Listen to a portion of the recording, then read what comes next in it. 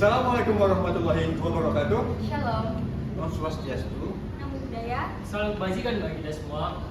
Perkenalkan, kami dari kelompok 2 mata kuliah Nirkabel Pita Lebar ingin mempresentasikan materi tentang menghitung pembagian pita frekuensi untuk teknologi LTE. Sebelum itu, izinkanlah kami memperkenalkan diri terlebih dahulu. Saya Muhammad Hafiz selaku ketua tim bersama rekan saya. Dr. Elizabeth Panjaitan. Richard K. Kosagan Panjaitan. Saya Mutia Haliza. Saya Rizky Tapea. Hadirnya sebuah teknologi yang bernama Long Term Evolution atau LTE merupakan sebuah inovasi untuk kecepatan transfer data yang lebih tinggi, cover area yang lebih luas, serta efisiensi spektrum yang lebih baik dibandingkan para pendahulunya seperti HSPA atau 3.5G dan UMTS atau 3G. LTE juga memungkinkan teknologi terbarukan yaitu antena ganda, multiple input, multiple output. Nah, menariknya nih guys, LTE dapat beroperasi di berbagai pita spektrum mulai dari 700 MHz hingga 2600 MHz, tergantung regulasi dan peraturan di tiap negara.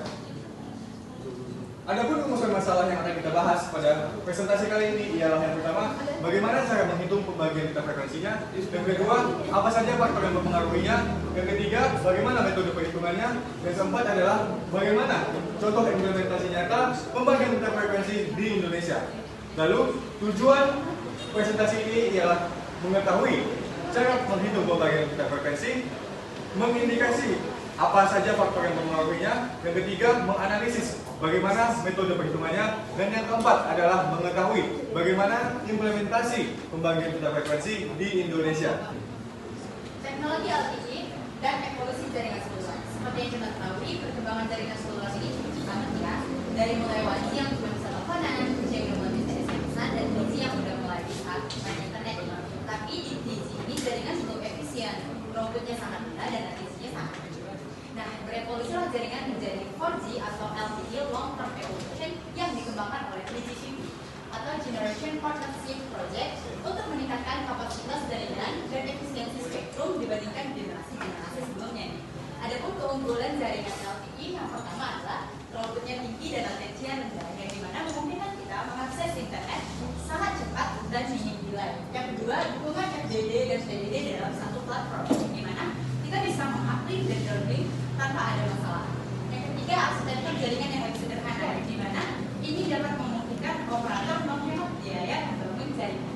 Yang keempat, backward compatibility, di mana jaringan 4G ini masih bekerja bersama dengan jaringan-jaringan yang sudah ada sebelumnya. Jadi, memungkinkan kita untuk menggunakan jaringan 4G, namun saat kita ke daerah-daerah yang terbuka atau daerah-daerah yang tidak memungkinkan kita untuk mengakses 4G, memungkinkan perangkat kita mengakses 3G dan 2G tanpa harus berganti perangkat. Dan lagi adalah peningkatan efisiensi spektrum, yang dimana memungkinkan kita untuk MIMO ataupun input dan output dari DDD kemudian FDD.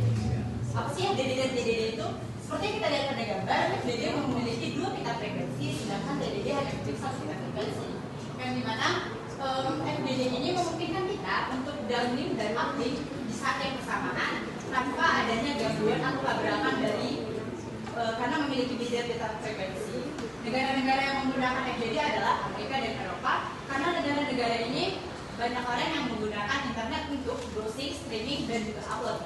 Sementara FDD hanya menggunakan 1 pita frekuensi, yang dimana menguplink dan downlink itu akan dilakukan secara bergantian. Negara yang menggunakan sistem TDD adalah China dan India, yang dimana kebutuhan untuk browsing dan streaming itu lebih tinggi dibanding dengan mengupload. Ya, kita masuk sekarang ke pembahasan pemurahan.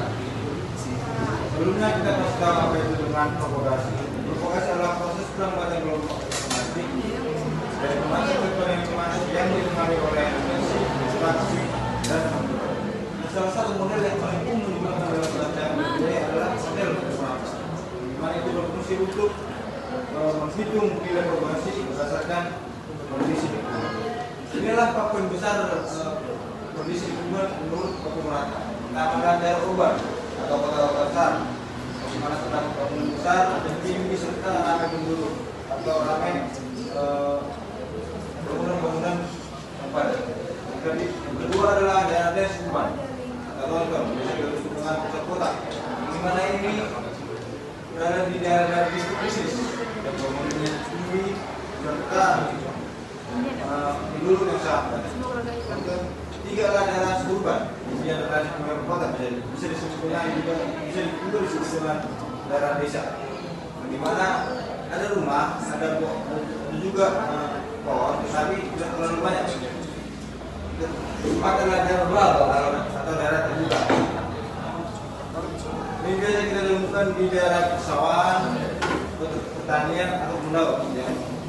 Jarak pandang kita bisa mencapai 300 sampai 600 meter. Baiklah, setelah kita masuk ke bahasan selanjutnya, yaitu mengenai pembagian kita frekuensi LTE. Dari mana LTE ini beroperasi pada berbagai kita frekuensi yang telah ditetapkan oleh regulator telekomunikasi di setiap negara. Pembagian ini bergantung kepada kebijakan spektrum dan kebutuhan masing-masing wilayah tersebut. Seperti yang kita lihat pada tabel berikut, ini merupakan alokasi frekuensi di setiap negara. Di Indonesia, pengelolaan spektrum LTE diatur oleh Kementerian Komunikasi dan Informatika atau yang pada masing-masing operator di tabel berikut memiliki frekuensi yang berbeda-beda. Indonesia mencatat mulai dari 900 MHz, 1800 MHz, sampai 2300 MHz. Seperti yang kita ketahui sebelumnya, pada frekuensi 1900 MHz dan 1800 MHz ini sudah digunakan untuk layanan sebelumnya, di mana telah dialokasikan uang untuk LTE melalui proses refarming spektrum. Kemudian pada frekuensi 2300 ini sejak awal memang sudah digunakan untuk layanan LTE, dan di mana juga sudah terbukti lebih efektif dalam cakupan yang luas. Selanjutnya, faktor yang mempengaruhi perencanaan peta frekuensi LTE. Yang pertama ada regulasi pemerintah. Setiap negara memiliki aturan sendiri untuk frekuensi. Pemerintah atau regulator telekomunikasi telah menetapkan berapa frekuensi luar biasa.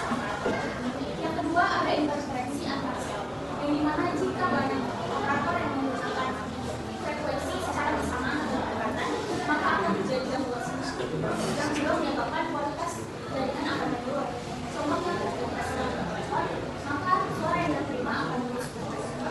Yang ketiga ada ketersediaan spektrum, yang dimana spektrum radio ini merupakan sumber daya yang terbatas.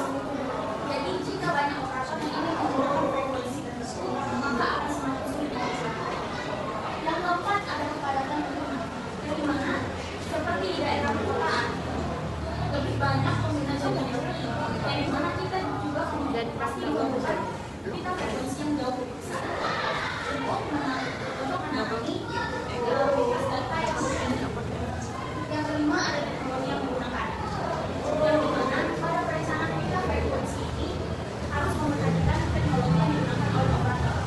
Misalnya menggunakan fiber, MIMO, dan telecommunication agar memanfaatkan kapasitas pada jaringan. Oke lah, sampai kita ke pembahasan yang paling menarik dan yang ditunggu. Kelas matematis. Di sini kami telah menyediakan contoh soal yang akan kita bahas bersama-sama. Inilah contoh soalnya. Di dalam contoh soal ini yang ditanyakan adalah L-urban dan L-S-urban. Sebelum menjawab soal ini, alangkah baiknya kita mengetahui dulu rumus yang akan dipakai untuk menjawab soal ini. Rumusnya adalah ini.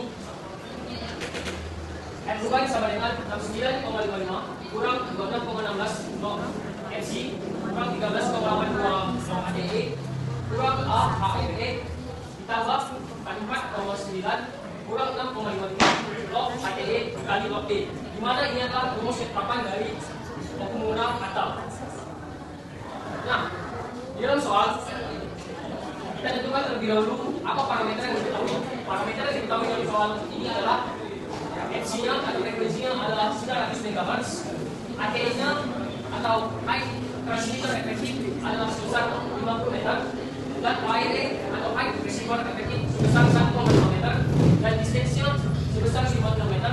Nah, sebelum masuk ke rumus untuk menjawab soal, pertama-tama yang kita lakukan adalah mencari HRE atau faktor koreksi dari HRE, karena soal tidak diketahui. Rumus untuk mencari faktor koreksi HRE adalah sebagai berikut: 1,1 log FC kurang 0,7 dikali HRE kurang 1,56 log FC kurang 0,8, di mana didapatkan nilai dari faktor koreksi atau HRE-nya sebesar 0,016. Dan nilai ini nantinya akan kita masukkan ke dalam perhitungan problematika dengan rumus formula harta. Oke, tak berlama-lama, marilah kita lanjutkan pembahasannya. Seperti yang kita bahas sebelumnya, rumus formula hartanya adalah ini, dan penjelasannya ini, di mana rumusnya adalah N urban sama dengan 69,55 ditambah 26,16 log 900 ini didapat dari nilai frekuensinya kurang 13,82 log 50 ini adalah nilai dari ATI itu sendiri, dan 0,016 adalah nilai dari faktor koreksi atau HLE ditambah 44,9 dikurang 6,55 log 50 adalah nilai ATI nya, dan log 5 adalah nilai dari distance atau jaraknya. Kemudian kita akan kalkulasikan dan jumlahkan, di mana 69,55 ditambah 7,28 ini dapat dari 26,16 dikurang 23,47, nilai dari 23,47 ini dapat dari 13,82 log 50 dikurang 0,16, di mana nilai ini adalah hasil dari nilai faktor koreksi HLE ditambah 44,9 dikurang 11,12 adalah nilai dari 6,55 log 50 dikali 0,69, nilai ini didapat dari log 5. Lalu kita akan menjumlahkan angka-angka tersebut, hasilnya adalah 193,34 ditambah 23,30 sama dengan 146,64 dB. Nah, setelah R urban didapatkan, selanjutnya kita akan mencari L dari urban. Menurut ketetapan dari formula kata, rumus dari L dari urban adalah L dari urban sama dengan L urban ditambah 3, di mana L urban nilainya adalah 146,64 tambah 3 sama dengan 149,64 dB. Demikianlah penjelasan dari contoh soal yang telah kami sediakan. Jadi, hasil dari presentasi kami kali ini dapat disimpulkan bahwa LTE merupakan teknologi jaringan seluler yang menawarkan kapasitas jaringan dan efisiensi spektrum. Namun, keberhasilan LTE dipengaruhi oleh beberapa faktor, di antaranya interferensi, efisiensi spektrum, kondisi geografis, dan regulasi pemerintah.